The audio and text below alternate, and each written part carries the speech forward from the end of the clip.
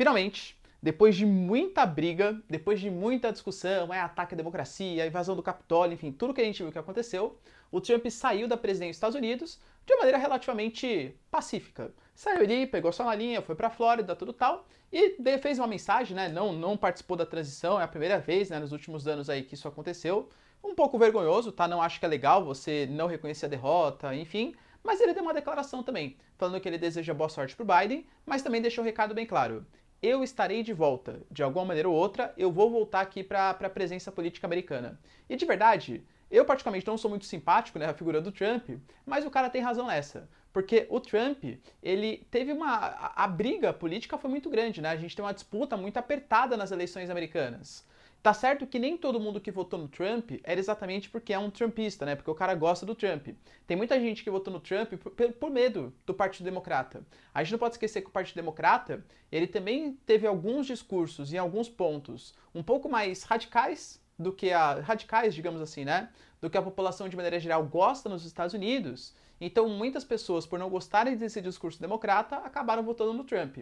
Mas uma parcela bem significativa. E olha, eu posso falar aí, em torno de 30% pelo menos, é trumpista. Ou seja, se o Trump sair e fundar um partido Trump fora dos republicanos, a galera vai lá e segue ele. Ou seja, o Trump, ele tá na cena política ainda. O que será que significa esse novo período da geopolítica americana, hein? Quais vão ser as medidas que o Biden... Porque o Biden já chegou colocando o pé na porta. O que significa essa mudança? Se você quer entender isso e muito mais sobre geografia, geopolítica, atualidades, polêmicas, notícias, enfim, tudo para você se manter sempre bem atualizado e entender esse mundão, já se inscreve no canal, deixa seu like e compartilha esse vídeo, que eu te prometo te manter sempre bem informado. Tudo do Brasil e do mundo a gente vê aqui no canal. Belezinha? Tamo junto? Então tá. O Biden foi lá, né? Logo antes de começar, Kamala Harris, né? Primeira negra ali, vice-presidente americana, enfim, uma representatividade bem interessante. Ele começou a colocar algumas das suas novas políticas em pauta, pelo menos anunciar que ele vai fazer. Primeiro ponto, da geopolítica internacional. O Trump, ele foi um cara extremamente isolacionista. Pô, quando ele entrou, uma das políticas que ele fez era, ele sempre falava, né? Let's make America great again, ou seja, os Estados Unidos vai retomar o protagonismo mundial, que segundo o Partido Republicano tinha sido perdido durante o governo Obama, porque a Rússia cresceu, a China cresceu. Então, let's make, a gente vai fazer a América grande de novo. E America first, ou seja, primeiro pensar nos interesses americanos, para depois pensar nos interesses estrangeiros. E ele realmente cumpriu isso. Ele, por exemplo, saiu do Acordo de Paris, que era o acordo de combate ou redução das emissões de gás carbônico, combate ao aquecimento global. Ele saiu do Tratado Transpacífico. E o Biden, ele promete voltar a ser um país mais multilateral. O Trump era um dos críticos ao suposto globalismo, ou seja, que essas grandes burocracias, essas grandes corporações internacionais, na verdade, elas se utilizam de pautas interessantes para tirar a soberania nacional. O Trump é partidário disso, o Boris Johnson em menor grau, mas também é. Aqui no Brasil, o Ernesto Araújo é um grande defensor dessas ideias, né, assim como o Olavo de Carvalho, ou seja, que essas grandes corporações, elas só existem para tirar a soberania nacional. Então ele meio que se isolou no cenário geopolítico. O Biden prometeu voltar. Ele prometeu voltar para o Acordo de Paris, ou seja, vai participar da redução das emissões de gás carbônico. Ele prometeu voltar para a OMS, lembrando que ele saiu da OMS em resposta ao que, segundo ele, seria um conluio da OMS com a China, por conta de tudo da pandemia, da doença altamente contagiosa, que eu não posso falar aqui no YouTube, né, senão eles cortam o nosso vídeo, tá bom? Enfim, saiu da OMS e saiu também do órgão de direitos humanos da ONU. E o Biden não falou sobre isso, mas muito possivelmente ele vai voltar. O órgão de direitos humanos da ONU constantemente ataca Israel por Israel estar construindo assentamentos judeus na Cisjordânia, tirando territórios ou espaços que poderiam ser dos árabes para colocar assentamentos judeus. Como o Trump tinha uma postura muito mais pró-Israel do que pró-países árabes, na verdade os Estados Unidos sempre tem, mas o Partido Republicano tradicionalmente é ainda mais favorável a Israel, o Trump saiu. Muito possivelmente, o Biden anunciou ali que ele vai voltar para essas grandes organizações. Outro ponto importante que a gente teve também, além dessa política externa, foi em relação à política migratória. Do ponto de vista migratório, o Trump ele fez como se fosse uma espécie de lista de países proibidos, tá? Que dificultou muito a imigração, basicamente países muçulmanos não alinhados aos Estados Unidos, mas aqui só um adendo, tá? População em geral, porque o dinheiro do petróleo, os grandes sheiks, isso podia andar livremente lá, sem grandes problemas, tá? E a questão da separação também. Muitos dos imigrantes da nova política migratória separava imigrantes legais, as famílias, os filhos, etc. E isso vai acabar durante o governo Biden, tá? O Biden também anunciou um programa de 1,9 trilhão de dólares. Isso que é isso? A gente sabe, né? 2020, 2021, ó, maquininha ali, impressorinha de dinheiro tá rodando livremente. A galera parece não tá muito se importando com as consequências. Inflação, desvalorização, bolhas se moldando, né? Enfim, tá? Mas ele anunciou que vai fazer esse programa de estímulos à economia.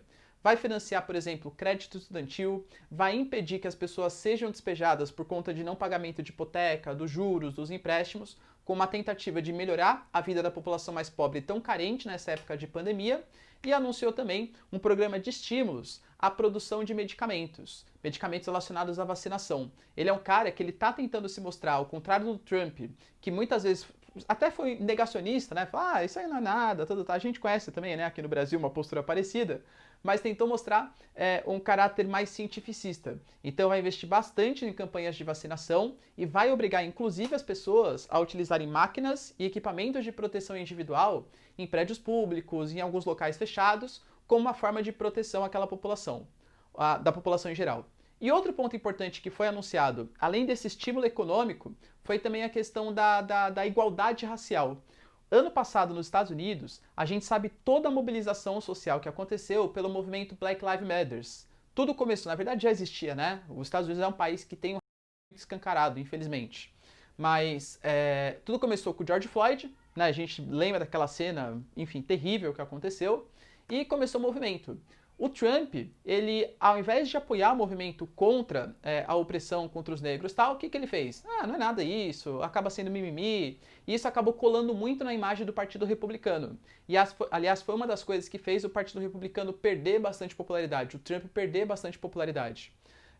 E o Partido Democrata, ele tentou angariar para si as glórias, né, os benefícios de um partido que não é a favor da desigualdade racial, etc. E ele está tendo que provar isso agora. Montou um gabinete bastante diverso, um gabinete com bastante mulheres, negros, etc.